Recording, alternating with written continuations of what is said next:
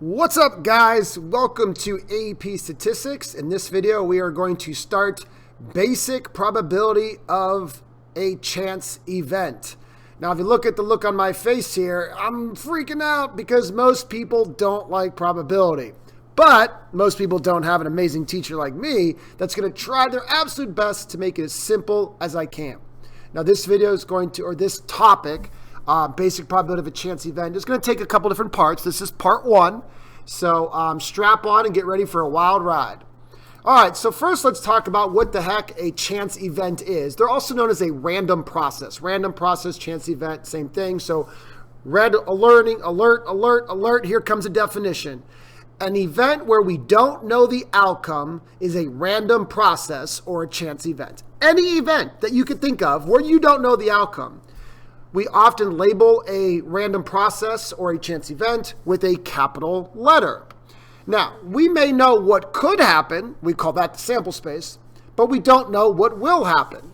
So for example, tossing a coin. Tossing a coin is a chance event, and maybe we label that capital C for coin, or capital T for toss. It doesn't matter, right? You pick. But anyway, I know that it could be a head or a tail, but I don't know what the outcome is going to be.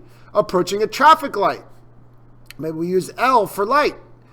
I know it's going to be either red, green, or yellow. When I drive underneath that light, it's going to be one of three things. I just don't know which one it's going to be until I get there. Rolling a die. Capital D for die. When I roll a die, it's going to be a 1, a 2, a 3, a 4, a 5, or 6. But until I roll it, I don't know what's going to happen. It's a chance event. Reaching into a bag with different colored marbles and picking one out.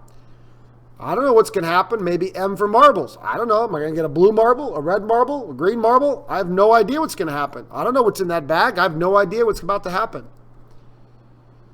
With people, there's lots of different chance events.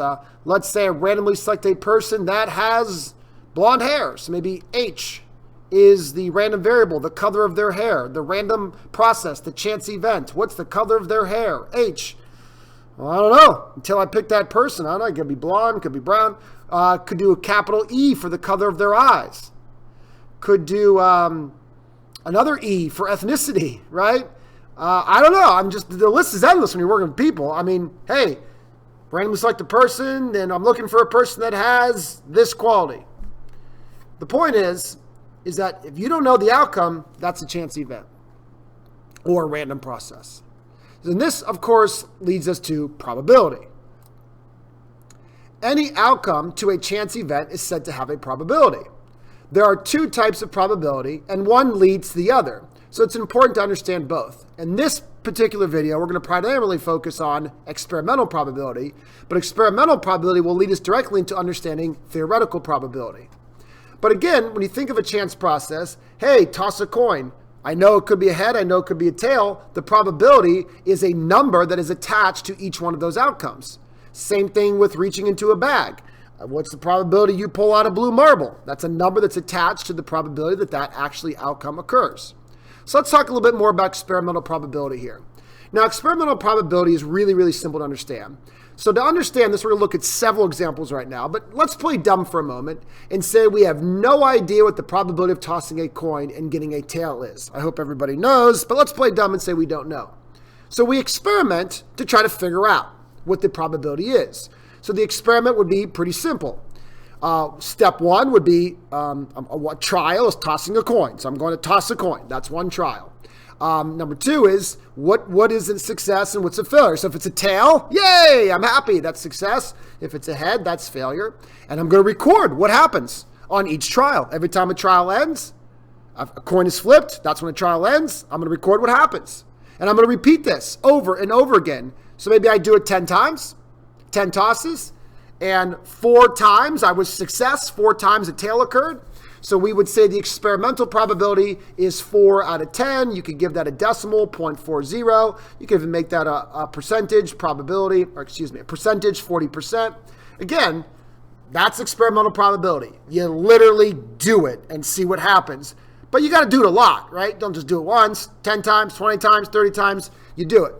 All right, let's look at another example of this experimental probability. What's the probability we reach into a giant bag of marbles and get a blue one? We have no idea how many marbles or what colors are even in the bag. We're just looking for getting a blue one. So we experiment with conducting trials. So one trial is reaching into the bag, right? One trial is reaching into the bag and pulling out a marble. Success is if that marble's blue. If that marble's blue, I'm going to be happy. I got a blue one. If it's any other color, red, green, purple, whatever, who knows, it's failure. So then I'm going to record what happens. I'm going to record, was it a good trial or a bad trial? Good, I got blue. Bad, I didn't. At the end of picking out a marble, that's when a trial ends. And of course, when that trial ends, I will record the result. Now, whoa, stop. Hold on a second. We got to talk about something right now. So we got a quick pause on this. We got to talk about replacement versus non-replacement. Do we replace the marble after picking or not? So we picked that marble out. We recorded if it was successful, blue, or unsuccessful, not blue. What do we do with that marble? Well, if the outcome of one selection changes the outcome of the next, then yes, we need to replace that marble in to be fair. So if I leave that marble out of the bag, well, if you understand anything about basic probability, I've changed what's going to happen next. Because let's just say that that marble was blue. Well, now there's one less successful marble in that bag, and there's one less total marble in that bag. So when I reach in a second time, or a third, or a fourth, or a fifth time, if I continue to do this for multiple trials, the probability is going to be fluctuating and changing, and that's not a good thing. So by putting that marble back, this is assuming, or this is not assuming, this is allowing for every outcome to be independent of the next. So if I put that marble back in, shake up the bag, and for the next trial, I pull out another marble, now the trials are independent. What happens on one trial does not impact the next trial. And that is something that's essential to understanding basic probability. Now, why did I not have to even mention this when you toss a coin? Because when you toss a coin, it's not like, all right, think about this, right? I toss a coin and it's a tail. It's not like I remove that tail, like you're removing a marble from a bag. Like it's cemented. Excuse me. It's cemented on that coin, right? It doesn't go away. When you toss it again, both the tail and the head are still on that coin. And likewise, the coin doesn't have a brain. It's not like the coin says, oh, I was a tail last time, so now I need to be a head the next time. No, it just doesn't work like that. So for a coin, I didn't have to worry about replacing or not replacing because there's nothing to replace. But when you're talking about picking a marble out of a bag, yeah, it definitely mattered. So let's go back to the problem. I hope everybody truly understands that because that's a big part of probability. So again, at the end of the trial, I need to make sure I replace that marble back in for a new trial to begin. All right, so maybe I do this 30 times, 30 different times. I reach in, pick out a marble, put it back, get the idea. And 7 times the marble was blue. So that means 7 out of my 30 trials were, yay, successful. And that could be made into a proportion, 0.233, or a percentage if you wanted, 23.3%. All right, awesome, easy. All right, let's try a little bit of a tougher one. We know Dominic scores a goal in 65% of the games he plays in. Pretty good soccer player, Dominic is. What is the probability he scores a goal in at least 3 out of his next 5 games? So a lot to understand here, right? So at least 3, first we got to understand that phrase, at least 3, means 3 or more. So that means 3 or more out of his next 5 games. So that means he scores 3 or 4 or 5 games, right? He scores in 3 or 4 or 5 games. So, boy, I mean, 65% is the probability he scores a goal in any one single game. But the question is very different. The question is saying, what's the probability he scores a goal in 3 or more games out of 5? Well, that's a lot tougher to figure out. So let's do it, right? How would we figure out the answer to this? Experimental probability. We would say, all right, one trial is watching Dominic play 5 games. So we have to watch Dominic play 5 consecutive games of soccer. Okay, Dominic, go do it. Now, if he scores a goal in 3, 4, or 5 games, that would be a successful trial. Yay, Dominic, great job. If he scores in 0, 1, or 2 games, that would be considered failure because that's not what we're looking for. We wanted to find the probability he scores at least 3, 4, 5. And then, of course, we're going to record what happens.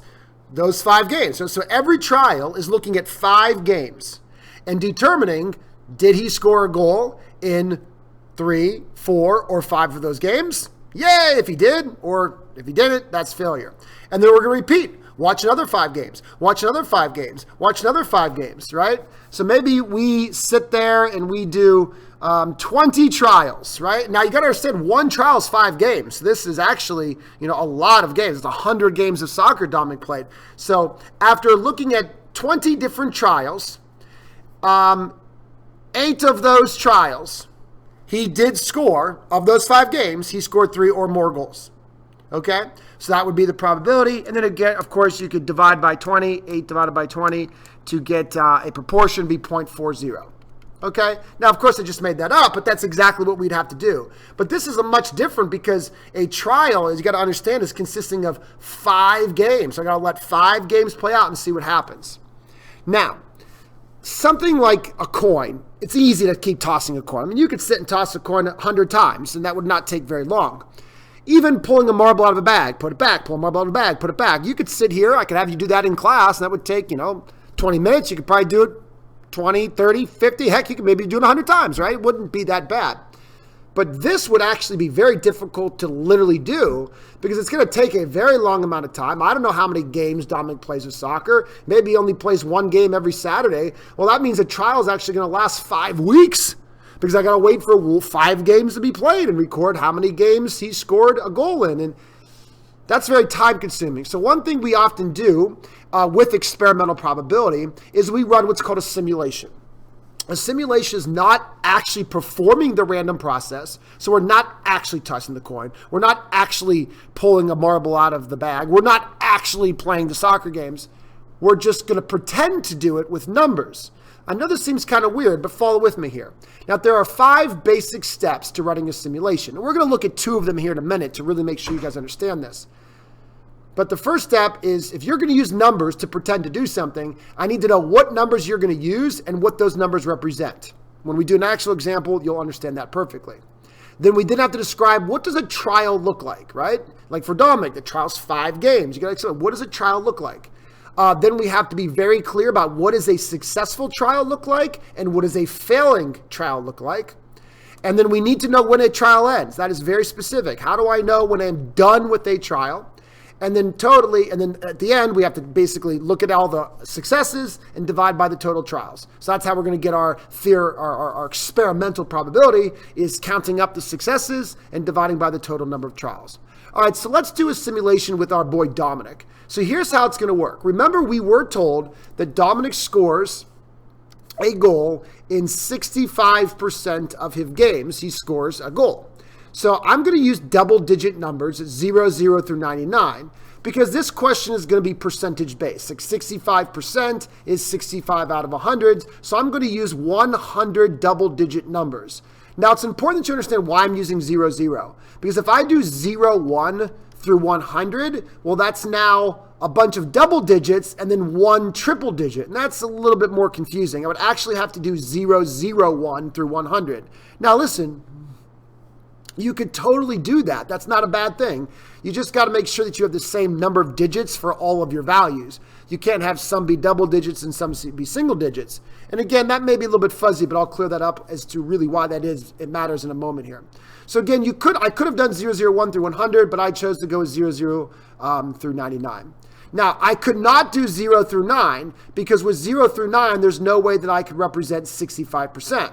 Because here's the deal, right? Now that I know what numbers I'm going to use, I need success. So 0, 0 through 64 would be Dominic scores a goal, because 0, 0 through 64 would be 65 out of 100 numbers, 65%, that would say Dominic scored a goal.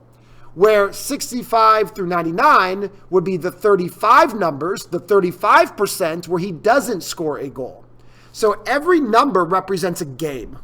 Right? So again, that's the whole idea of a simulation, is using numbers to pretend to do something. So instead of actually having Dominic play a soccer game and me wait and see, did he score a goal or did he not? I'm actually going to look at a number. Excuse me. So a number is going to represent a soccer game. And that number, if it's 0, 0 through 64, will be, hey, that's a game where he scored a goal in. That's the 65% of games that he is said to score a goal in. If it's 65 through 99, he did not score a goal. That's the 35% that he does not score a goal. Now I need to get numbers. And of course, I'm going to use a random number table or a random number generator. I need to find a way to just generate random numbers that could be pretending to be Dominic soccer games.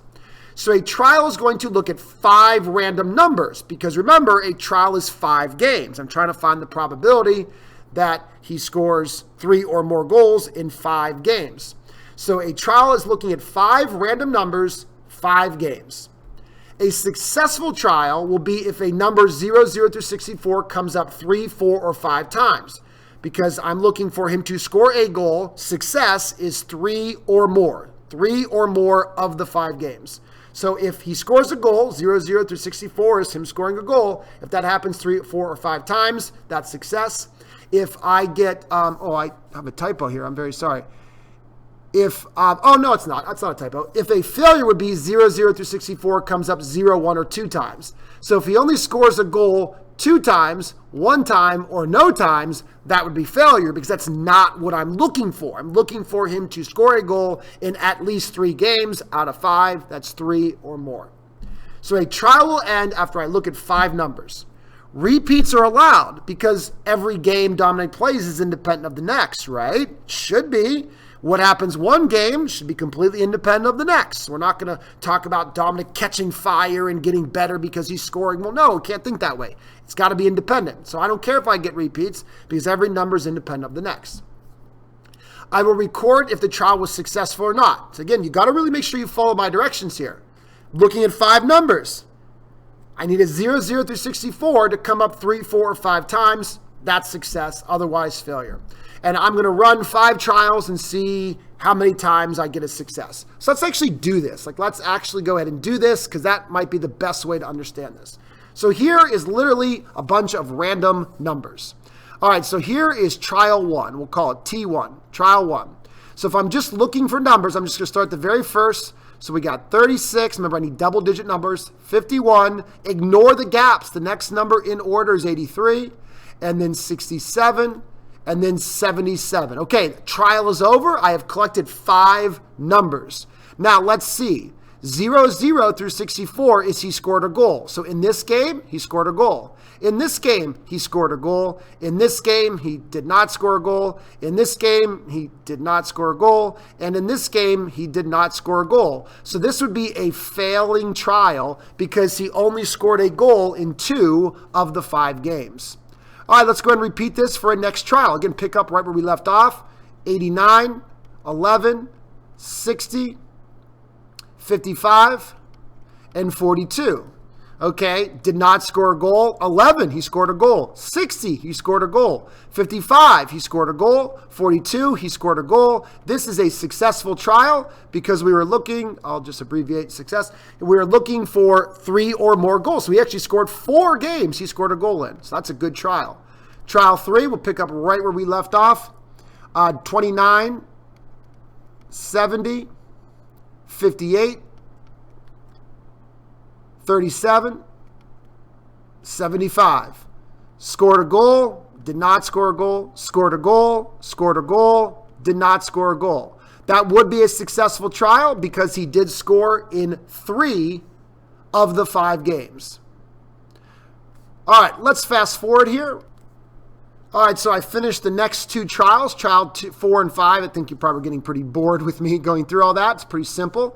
But all right, so now I'm all done. I'm going to say, okay, I ran 5 trials, and of those 5 trials, 4 of them were successful. So as it stands right now, the experimental probability, the probability that Dominic scores 3 or more goals, or excuse me, 3 or more games that he scores a goal out of 5 is 80%. 4 out of 5. 0.8 is the proportion, 80%.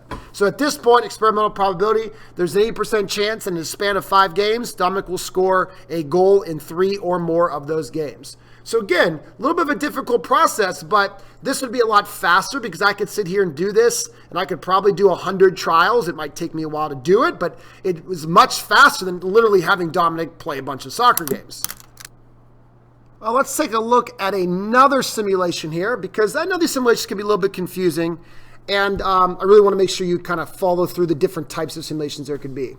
All right, so you actually may remember this problem, maybe, maybe not, I don't know. But all right, for an experiment, we want to plant 2 types of beans, pole beans and bush beans. So we got 8 plots of land, and we want to make sure that each type of bean is planted in 4 of the plots. So here is my 8 plots of land, 1, 2, 3, 4, 5, 6, 7, 8, and I want 4 of them to be bush beans and 4 of them to be pole beans. It's got to be random, of course. An experiment, it's got to be random. So the question is, what's the probability that all of the same type of bean are planted next to the trees? So what's the probability that if I randomly start planting the beans, 1, 3, 5, 7 all get bush beans, or 1, 3, 5, 7 all get pole beans? If that happens, I potentially have a confounding variable because of the trees, but that's a whole separate story. The question, though, is, hey, if I'm going to randomly plant these 4 pole beans and 4 bush beans into these 8 plots, what's the probability that all of the same type of bean is next to those trees? All right, so listen, I mean, it's not like I could just do this over and over again. Like, this would be hard to actually do in the real world because I'd have to get 8 plots of land, randomly pick them, get 8 plots of land, randomly pick them. So this is where we say, well, let's just actually simulate it. So here is the simulation. It's very simple. So I'm going to label each plot of land with a single digit 1 through 8. Using single digits 1 through 8, they're already labeled, perfect. A trial consists of picking out 4 numbers. I need 4 numbers to pick out, and those 4 numbers are going to be the same bean, right? Let's just say pole beans. So the first 4 numbers will get pole beans. All right, I'm going to repeat. Repeats must be skipped because remember, once a plot is used, I can't use it again for a different bean. So that's a little bit different than with Dominic because Dominic, it was soccer goals and every game didn't really impact the next game. They were all independent of each other, so I didn't have to worry about ignoring repeats. Now, I also have to make sure to skip number 0, 9 because obviously nobody has 0 and 9. That I didn't even have 9 plots of land. All right, so a successful trial is one where 1, 3, 5, 7 or 2, 4, 6, 8 get picked. Because if 1, 3, 5, 7 get picked, that puts all the pole beans next to the forest. But if 2, 4, 6, 8 get picked, that puts all the pole beans away from the forest, which would mean that all of the bush beans will go next to the forest. So again, I'm trying to find the probability that all of the same type of bean end up next to the forest. I don't care what type of bean that is. So if the first 4 numbers I pick are the pole beans, if 1, 3, 5, 7 get picked, well, then they're all going to be pole beans next to the forest. But even if 2, 4, 6, 8 get picked for the pole beans, well, that means 1, 3, 5, 7 become the bush beans. So any other combination is going to be considered a failure when I'm looking at these numbers. The only successful trials are 1, 3, 5, 7, 2, 4, 6, 8. So a trial ends after 4 numbers are examined. Because remember, after 4 plots have been planted with pole beans, the others are automatically going to be considered bush beans. So I don't have to go any further than 4 numbers for 1 trial. Now, at the end of many, many trials, I don't know, we'll just do a bunch, I will count how many were successful, meaning that all of the same type of plant was next to the forest, and then I will divide by how many total trials there were. This will be the estimated experimental probability. All right, so let's dive into this. So here is another completely random set of numbers, and let's go with trial 1.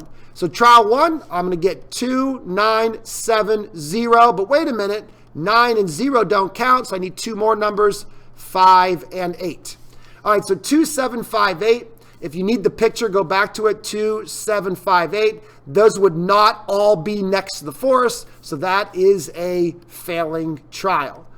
All right, so trial 2. Let's continue right where we left off. We left off at that 8. Sometimes you can put a little line there that we don't lose track. 3, 7, 7. Wait a minute, I can't have a second 7 because once 7 gets planted with pole beans, can't have it be done again. It's already there. And then let's see here, 5 and 2. So the trial ends right there.